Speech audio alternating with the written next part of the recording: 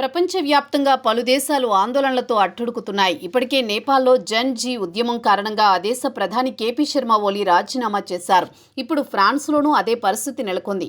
France కొత్త ప్రధాని François బేరౌకు వ్యతిరేకంగా అక్కడ బ్లాక్ ఎవ్రీథింగ్ ఉద్యమం ప్రారంభమైంది. బేరౌ ఈ ఏడాది ఏప్రిల్లో మెక్రాన్ ప్రభుత్వం ఏర్పాటైన తర్వాత ఆర్థిక సంస్కరణలు, పెన్షన్ మార్పులు వంటి విధానాలు ప్రవేశపెట్టారు. ఇవి ప్రజలలో అసంతృప్తిని పెంచాయి. దీంతో ప్రజలు ఉద్యమ బాట పట్టారు. సెప్టెంబర్ 7న మొదలైన ఈ ఉద్యమం వేలాది మంది నిరసనకారులు ప్యారిస్తో పాటు రెన్నెస్, లియోన్, మార్సెయిల్స్ వంటి నగరాల్లో రహదారులను అడ్డగించారు. రోడ్లపై టైర్లను అడ్డుపెట్టి నిప్పంటించడంతో పాటు బస్సులు, ఇతర వాహనాలపై దాడులు చేయించడంతో ఈ ఉద్యమం మరింత హింసాత్మకంగా మారింది.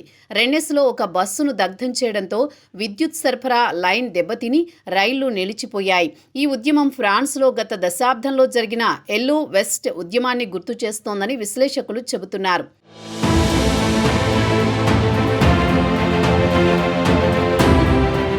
పరిస్థితి చేయి దాటడంతో ఫ్రెంచ్ ప్రభుత్వం 80,000 మందికి పైగా పోలీసులను మోహరించింది.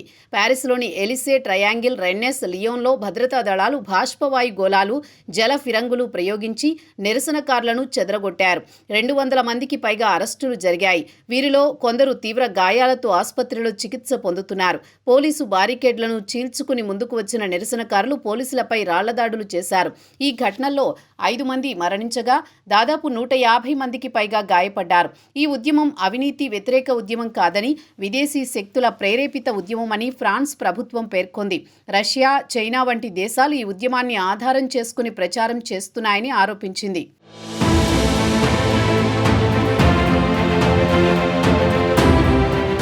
అయితే నిరసనకారులు ఈ ఆరోపణలను ఖండించారు. ఆర్థిక సమస్యలపైనే పోరాటం చేస్తున్నామని, ఈ ఉద్యమం ద్వారా ఫ్రాన్స్ ప్రజల్లో ప్రభుత్వం పట్ల ఉన్న అసంతృప్తి బయటపడిందని నిరసనకారులు వెల్లడించారు. ఇక ఈ ఉద్యమం సోమవారం సెప్టెంబర్ 8న అవిశ్వాస తీర్మానం నెగ్గి ప్రధానమంత్రి ఫ్రాంకోయిస్ బేరౌ రాజీనామా చేయడానికి దారితీసింది. బేరౌ ప్రభుత్వం ఆర్థిక సంస్కరణలు, పెన్షన్ మార్పులు వంటి విధానాలు అమలు చేయడంలో విఫలమైందని, ఈ విధానాలు ప్రజల జీవన వ్యయాన్ని పెంచాయని నిరసనకారులు ఆరోపించారు. అవిశ్వాస తీర్మానం ఎక్కువ ఆధిక్యతతో నెగ్గడంతో బేరౌ రాజీనామా చేశారు.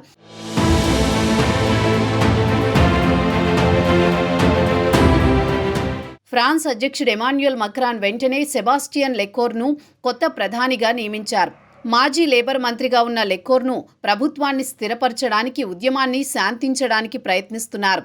ప్రధాని మార్పు ప్రభుత్వ స్థిరత్వం, ఆర్థిక వృద్ధి కోసం తీసుకున్న నిర్ణయమని మక్రాన్ వెల్లడించారు. అయితే ఆందోళనలను అణచివేయడానికి ఫ్రాన్స్ ప్రభుత్వ సోషల్ మీడియా సైట్లపై నిషేధం విధించింది.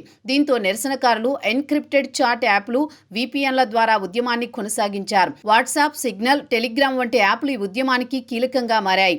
ఈ టెక్నాలజీ ద్వారా నిరసనకారులు రహదారులను బ్లాక్ చేసే ప్లాన్లను, సమావేశాలను, ప్రభుత్వంపై చేయాల్సిన విమర్శలను పంచుకున్నారు. ఈ ఉద్యమం ప్రభుత్వాన్ని రాజీనామా చేయించడంతో ఫ్రాన్స్ రాజకీయాలలో మార్పును తీసుకొచ్చింది. మొత్తంగా ఫ్రాన్స్లో బ్లాక్ ఎవ్రీథింగ్ ఉద్యమం కొత్త ప్రధానమంత్రి బేరౌ విధానాలపై ప్రజల అసంతృప్తిని రేకెత్తించి అవిశ్వాస తీర్మానం నెగ్గి రాజీనామాకు దారితీసింది. 80,000 పోలీసులు రంగంలోకి దిగి బాష్పవాయు గోళాలు, జల ఫిరంగులు ప్రయోగించినా ఉద్యమం చల్లారలేదు. దాదాపు 200 మందిని అరెస్ట్ చేసినా నిరసనకారులు వెనక్కి తగ్గలేదు. దీంతో ప్రధాని రాజీనామా చేయాల్సి వచ్చింది. అయితే కొత్తగా ఎన్నికైన ప్రధాని ఫ్రాన్స్ను ఎలా ముందుకు నడిపిస్తారు, ఎలాంటి సంస్కరణలు తీసుకొస్తారనేది వేచి చూడాలి.